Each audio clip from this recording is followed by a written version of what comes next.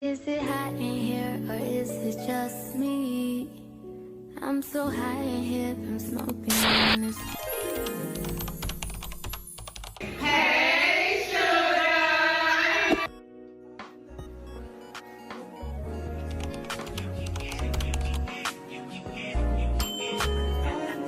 Hey sugar, so today I am going to walk you through how to make this Hennessy shaped cake.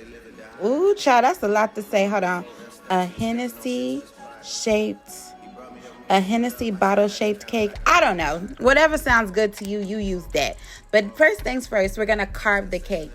Now, I am going to tell you, when you first start carving the cake, make sure you get you a good sharp knife, because this process probably would have not even taken me as long as it did. But here we are using the most dull knife that I can find in my collection. So moving right along.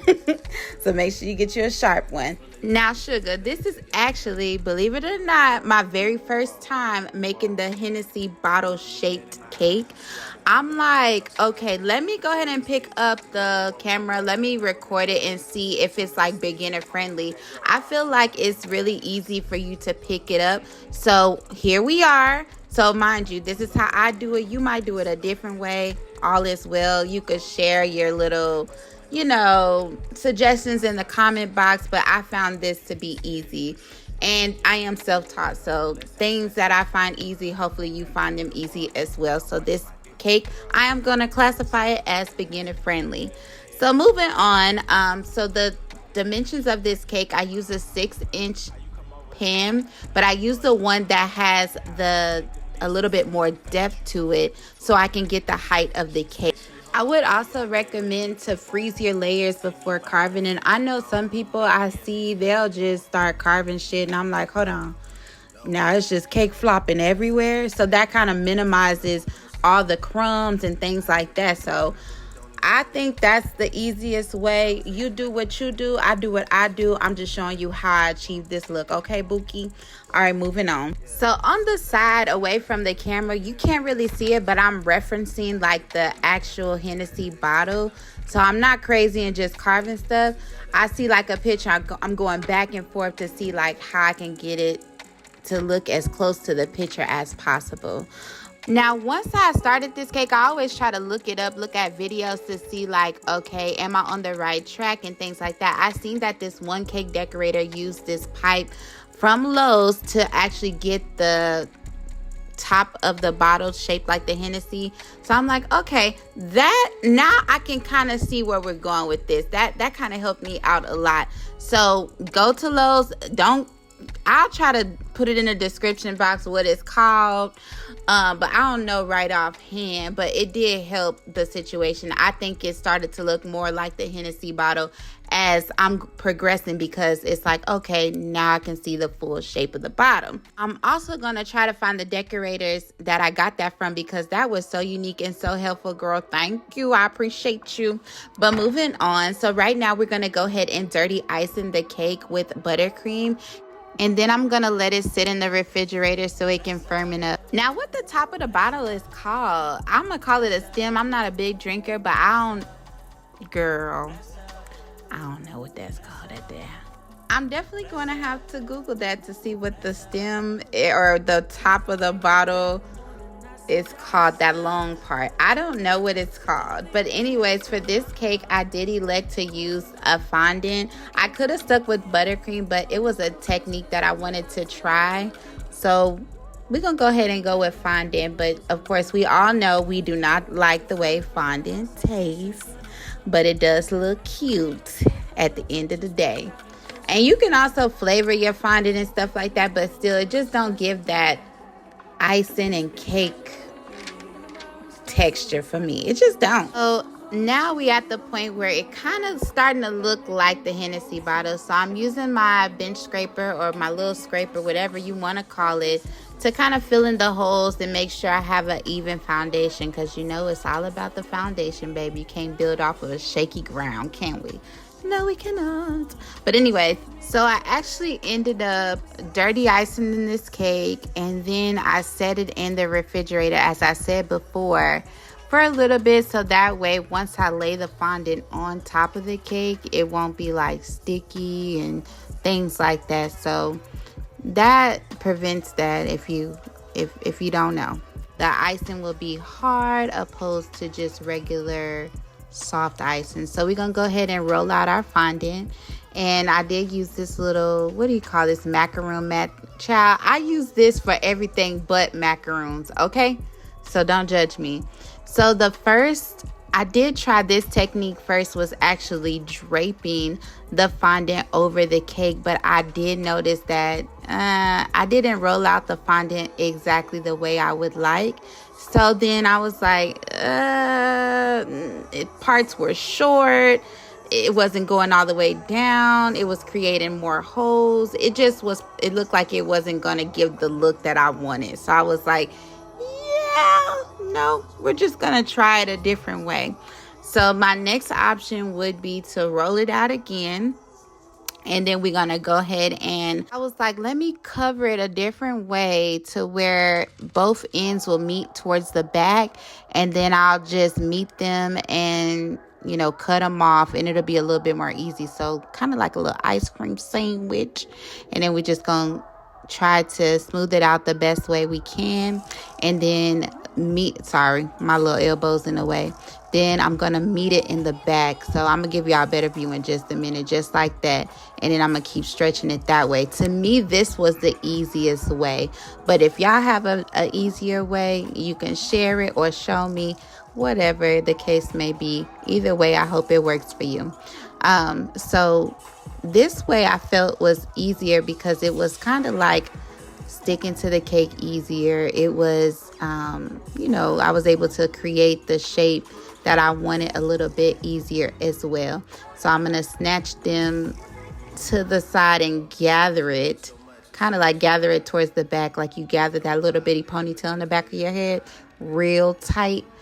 And then we're going to use my X-Acto knife to cut it all the way down. And then this is just like me, like winging it at this point, because I'm like, this is so interesting. But trust the process. It's going to get better, okay?